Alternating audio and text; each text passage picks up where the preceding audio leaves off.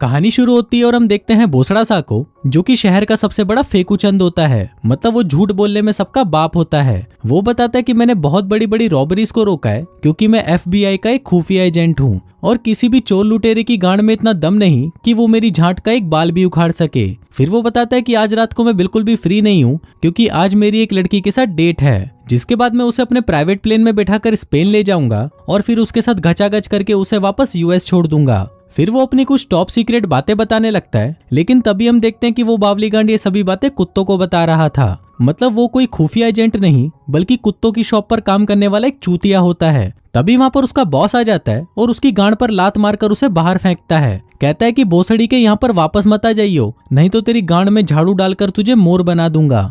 इसके बाद भोसड़ा सा वहां से चला जाता है और कुछ बच्चों के पास जाकर फिर से लंबी लंबी फेंकना शुरू कर देता है। कहता है कि मैं एक बहुत ही बड़ा बिजनेस शुरू करने वाला हूँ और जल्दी ही मैं इतना अमीर हो जाऊंगा कि ये पूरा देश ही खरीद लूंगा। इसी दौरान वहां से एक बूढ़ा जा रहा होता है तो भोसड़ा सा उसको देखकर कहता है कि देखो ये चूतिया मेरा अकाउंटेंट है। और फिर वो उस बुढ़े से कहने लगता है कि भोसड़ी के टाइम से काम पर आया कर। अब ऐसे ही बकचोदिया करते करते वो एक कैफे में जाता है और वहां खड़ी वेट्रेस से भी बकचोदिया करना शुरू कर देता है। कहता है कि तुम्हारे बब्बे इतने भी बड़े नहीं है जितना मैंने सोचा था। मेरी गर्लफ्रेंड मियां खलीफा के तो बब्बे बहुत बड़े बड़े हैं और मुझे लगता है कि शायद तुम्हारी झांटों पर भी बालों का जंगल लगा होगा, लेकिन मेरी वाली तो अपनी झांटें पूरी साफ करके आती है। तभी वो लड़की उसकी तरफ देखने लगती है और उसे कहती है कि अबे लवड़े अपना काम कर। जिस पर भोसड़ा सा उसे कहता है कि चलो ठीक है, तुम मेरा मुंह में ले सकती हो। जिसके बाद वो वहां से निकलकर एक पेट्रोल पंप वाले के पास चला जाता है और फिर उसके साथ भी बकचोदिया करना शुरू कर देता है। लेकिन इसी दौरान वहां पर एक बहुत ही खूबसूरत लड़की आती है जिसका नाम होता है चूची चवन्नी, जो कि एक बहुत ही अमीर बाप की बिगड़ी हुई औलाद होती है।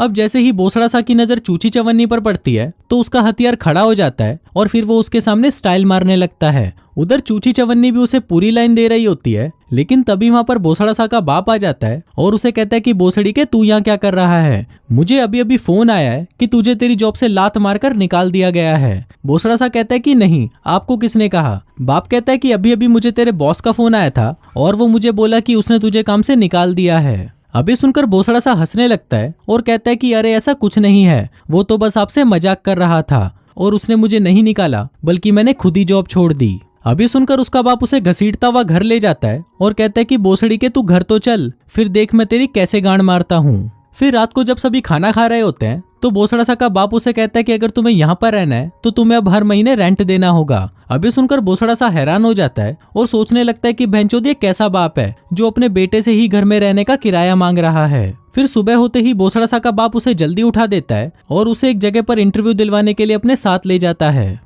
फिर रास्ते में वो उसे बताता है कि भोसड़ी के जब मैं तेरी एज का था तो मैं पैसा कमाने के लिए GB रोड पर अपनी गांड मरवाया करता था। इसके बाद वो भोसड़ा सा को एक मॉल के बाहर ले जाता है, जिसको देखकर भोसड़ा सा कहता है कि नहीं नहीं, मुझे नहीं लगता कि ये मेरे काम करने के लिए सही जगह है। लेकिन तभी उसका बाप कहता है कि तुम्हें यहीं काम करना होगा। इस पर भोसड़ा सा कहता है कि चलो मान लो अगर मुझे यहाँ पर जॉब नहीं मिली तो मेरे साथ क्या होगा। इस पर उसका बाप कहता है कि अगर तुम्हें यहाँ पर जॉब नहीं मिली तो मैं तुम्हें एक चटाई और तेल की शीशी देकर दिल्ली भेज दूंगा। अभी सुनते ही भोसड़ा सा की गांड फट जाती है और वो फटाफट इंटरव्यू देने के लिए अंदर चला जाता है। फिर वहां जाकर जब वो जॉब के लिए इंटरव्यू दे रहा होता है तो उसका बॉस उससे काफी अच्छे से बात करता है। वो कहता है कि आप जैसे आदमी को जॉब पर रखने से मेरी मॉल की वैल्यू बहुत ज्यादा बढ़ जाएगी और मैं तो बहुत खुश हूँ कि आपने इतनी सारी कंपनीज को छोड़कर हमारे मॉल में काम करने का सोचा। फिर वो उसे कहता है कि हम आपको $50,000 एक साल के देंगे, जिसके साथ ही आपको सारे बेनिफिट्स भी दिए जाएंगे, जैसे कि medical, travelling, pension, car allowance और साथ ही रात को बजाने के लिए एक लड़की भी। और यही हमारा आपके लिए सबसे बेस्ट और फाइनल ऑफर है।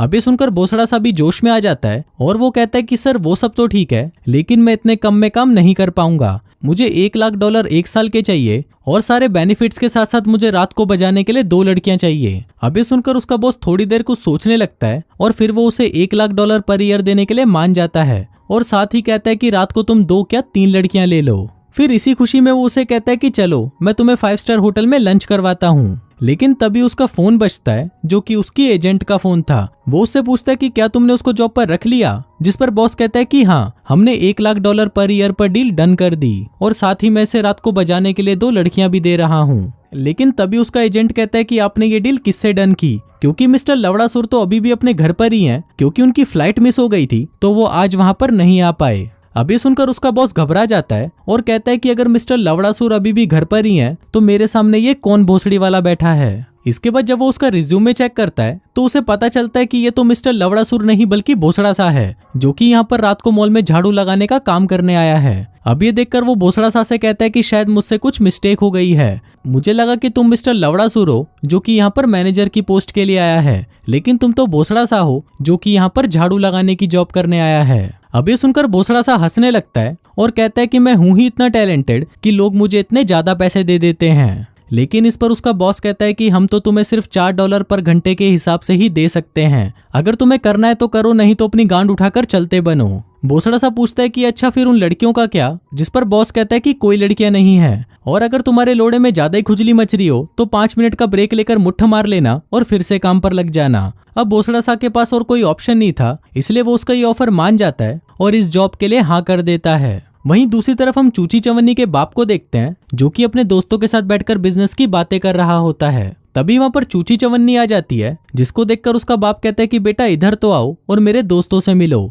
अब चूची चवन्नी जैसे ही वहां पर आती है तो उसकी बड़ी बड़ी चूचियां देखकर उन दोनों बुड्ढों के घोड़े खड़े हो जाते हैं। फिर उनमें से एक बुड्ढा अपना इंट्रोडक्शन देता है और कहता है कि मैं हूँ बॉब द भोसड़ी वाला।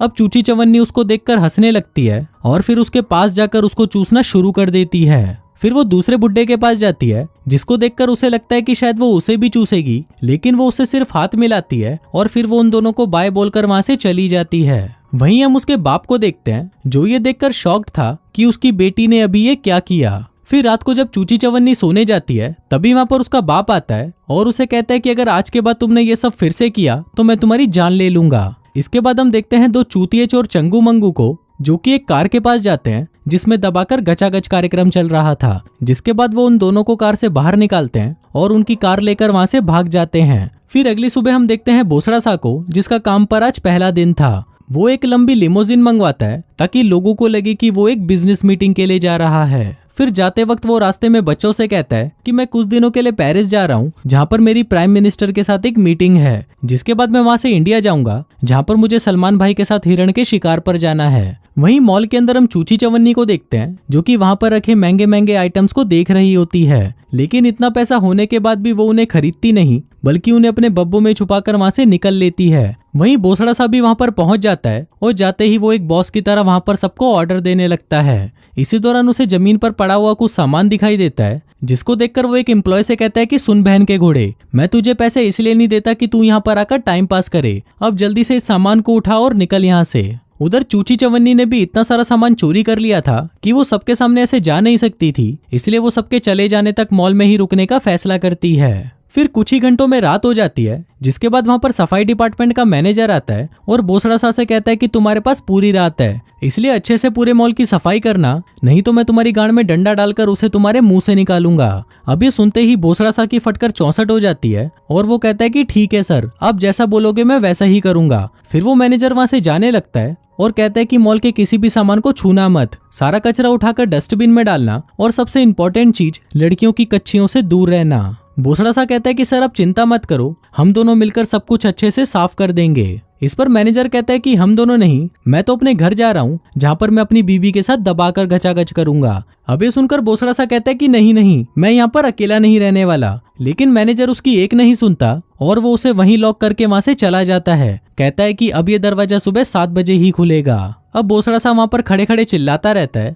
लेकिन मैनेजर उसे इग्नोर करके वहां से चला जाता है। अब भोसड़ा सा के पास दूसरा कोई ऑप्शन नहीं था, इसलिए वो झाड़ू उठाता है और चुपचाप अपने काम पर लग जाता है। लेकिन हम देखते हैं कि उस चूतिया को तो सफाई करनी भी नहीं आती, इसलिए वो सफाई के दौरान सारे सामान को उल्टा सीधा कर देता है। अब भोसड़ा सा जैसे तैसे करके अपने काम को पूरा कर ही लेता है, जिसके बाद वो देखता है कि उसकी शिफ्ट खत्म होने में अभी 10 घंटे और पड़े हैं। अब 10 घंटों तक उसके पास करने के लिए कुछ भी नहीं था, इसलिए वो टाइम पास करने के लिए वहां पर रखे हुए सामानों को छेड़ने लग जाता है। लेकिन कुछ देर बाद वो इससे भी बोर हो जाता है, तो वो अपना मन बहलाने के लिए अपने बाप को फोन लगा देता है। लेकिन वहीं उसका बाप आज बहुत दिनों बाद उसकी माँ के साथ घचाघच करने वाला था, इसलिए वो बोसड़ा सा से कहता है कि बोसड़ी के जल्दी से फोन रख और सुबह से पहले वापस फोन मत करियो। अब बोसड़ा सा वहां पर बैठा बैठा बहुत ज्यादा बोर और परेशान हो चुका था, इसलिए वो फिर से बकचोदियां मचाना शुरू कर देता है। फिर ऐसे ही जब वो कच्छा पहनकर वहां पर भटक रहा होता है, तभी उसकी नजर वहां पर चूची चवन्नी पर पड़ती है। अब उसे देखकर पहले तो उसे लगता है कि शायद उसने कोई ख्वाब देखा है, लेकिन जब वो उसे फिर से देखता है तो वो शॉक्ड हो जाता है कि ये यहाँ पर क्या कर रही है। फिर वो उससे पूछता है कि तुम यहाँ पर क्या कर रही हो, जिस पर वो बताती है कि मैं यहाँ पर शॉपिंग करने आई थी और शॉपिंग करते करते मैं सो गई।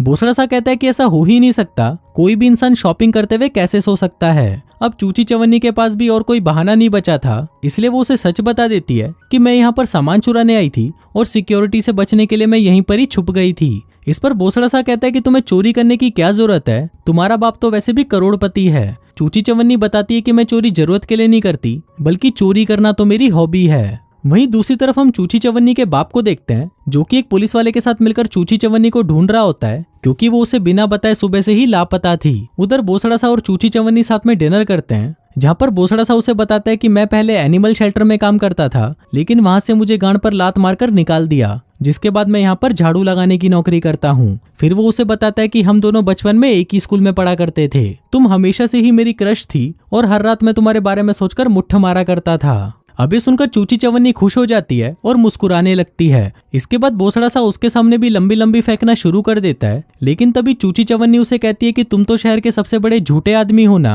अब बोसड़ा सा ये सुनकर शॉक्ड हो जाता है और उससे पूछता है कि तुम्हें ये किसने कहा। चूची चवन्नी कहती है कि ये तो पूरा शहर ही कह रहा है कि तुम सिर्फ लंबी लंबी फेंकते हो और तुमसे काम के नाम पर घंटा कुछ नहीं होता। इस पर बोसड़ा सा कहता है कि नहीं, मैं कोई झूठा इंसान नहीं हूँ, शायद तुम्हें कोई गलत इन्फॉर्मेशन मिली है और जिसने भी ये बोला है वो बहन का लोड़ा मुझसे जलता है। इसके बाद वो दोनों ही वहां पर टाइम पास करने के लिए उल्टी सीधी हरकतें करने लगते हैं, जिस दौरान चूची चवन्नी बोसड़ा सा से कहती है कि मैं ये शहर छोड़कर न्यूयॉर्क जाना चाहती हूँ, क्योंकि यहाँ पर मैं अपने बाप से परेशान हो चुकी हूँ, इसलिए मैं वहां पर जाकर एक नई शुरुआत करना चाहती हूँ। क्या तुम भी मेरे साथ चलना चाहोगे? इस पर बोसड़ा सा कहता है कि मैं भी तुम्हारे साथ जरूर चलता, लेकिन मेरे पास उतने पैसे नहीं हैं कि मैं वहां का खर्चा उठा सकूं। तभी चूची चवन्नी कहती है कि तुम पैसों की चिंता मत करो, मैं अपने बाप के लॉकर से बहुत सारे पैसे चुरा कर लाई हूँ, इसलिए हमें पैसों की तो बिल्कुल परेशानी नहीं होगी। जिसके बाद वो उसे अपने पैसे दिखाती है, जो कि पूरे $52,000 थे। फिर चूची चवन्नी उसे कहती है कि तुम भी अपने बाप से परेशान हो और मैं भी अपने बाप से परेशान हूँ, क्यों ना हम दोनों साथ में न्यूयॉर्क जाएं और एक नई शुरुआत करें। अब बोसड़ा सा भी इन परेशानियों से छुट्टी लेकर कुछ टाइम एंजॉय करना चाहता था, इसलिए वो भी उसके साथ चलने के लिए हाँ कर देता है। अब इसी खुशी में वो दोनों साथ में डांस करते हैं, जिस दौरान वो दोनों एक दूसरे के करीब आ जाते हैं और एक दूसरे को चूसने लगते हैं। लेकिन तभी वहां पर चूची चवन्नी का बाप और वो पुलिस वाला उसे ढूंढते हुए पहुंच जाते हैं। फिर वो पुलिस वाला बोसड़ा सा से पूछता है कि क्या तुमने चूची चवन्नी को कहीं पर देखा है, जिस पर बोसड़ा सा उसे मना कर देता है और कहता है कि नहीं सर, मैंने उसे कहीं नहीं देखा, आप उसे लाइब्रेरी में ढूंढो, शायद वो पढ़ते पढ़ते वहीं सो गई होगी। इस पर पुलिस वाला कहता है कि नहीं यार, वो चूची चवन्नी एक नंबर की छिनाल है, जरूर वो किसी के साथ अपना मुंह काला करवा रही होगी। जिसके बाद वो वहां से चला जाता है। अब उस पुलिस वाले के जाते ही वो दोनों फिर से मौज मस्ती करना शुरू कर देते हैं, लेकिन तभी वहां पर वो दोनों चूतिए चोर चंगू मंगू भी आ जाते हैं, जो कि फिल्म की शुरुआत में एक कार को चुरा कर भागे थे। अब वो दोनों उन चोरों को देखकर डर जाते हैं और उनसे छुपने की कोशिश करते हैं, लेकिन तभी वो चोर उन्हें पकड़ लेते हैं और उन्हें गन पॉइंट पर ले लेते हैं। वहीं मंगू चूची चवन्नी का फिगर देखकर पागल हो जाता है और उसे कहता है कि तेरी गांड तो बहुत बढ़िया है, क्या तू मेरे घोड़े की सवारी करेगी? बोसड़ा सा कहता है कि नहीं सर, थैंक यू। इस पर चंगू मंगू कहते हैं कि बोसड़ी के चुप कर, हम तुझे नहीं बोल रहे। फिर चूची चवन्नी उनको बताने लगती है कि मैं सुबह से मिसिंग हूँ और ये पूरा शहर मुझे ढूंढ रहा है, अगर वो सभी मुझे ढूंढते हुए यहाँ पर पहुंच गए तो तुम लोगों की गांड मर जाएगी। लेकिन इस पर मंगू कहता है कि तुम ये सब छोड़ो और ये बताओ कि तुम्हारे बब्बे इतने सॉलिड कैसे हैं। इसके बाद वो सभी वहां से उठकर कुछ खाने के लिए चले जाते हैं और वहीं चूची चवन्नी एक घोड़े पर बैठकर उसकी सवारी करने लगती है। अब उसकी ऐसी सवारी देखकर उन तीनों के भी घोड़े खड़े हो जाते हैं और वो सोचने लगते हैं कि काश चूची चवन्नी ये घोड़ा छोड़कर हमारे घोड़े की सवारी कर ले।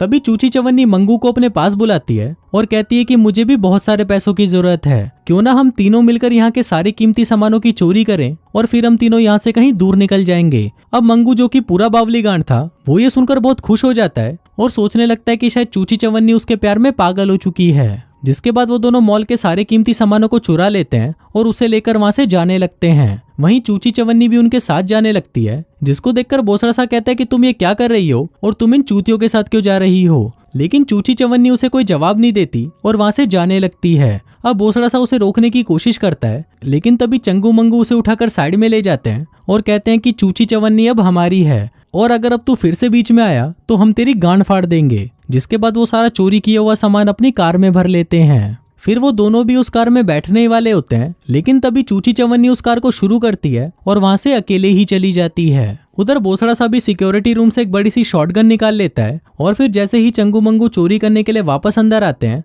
तभी बोसड़ा सा उन पर अंधाधुंध फायर करना शुरू कर देता है। फिर अगली सुबह जब पुलिस वहां पर पहुंचती है तो उन्हें वहां पर चंगू मंगू मिलते हैं, जिन्हें वहां पर बांध कर रखा हुआ था। वहीं दूसरी तरफ हम बोसड़ा सा और चूची चवन्नी को देखते हैं, जो कि सारा सामान और पैसा लेकर न्यूयॉर्क आ गए थे और अब वो वहां पर अपनी बाकी की जिंदगी ऐश से बिताने वाले थे। और इसी के साथ ही ये फिल्म यहीं खत्म हो जाती है।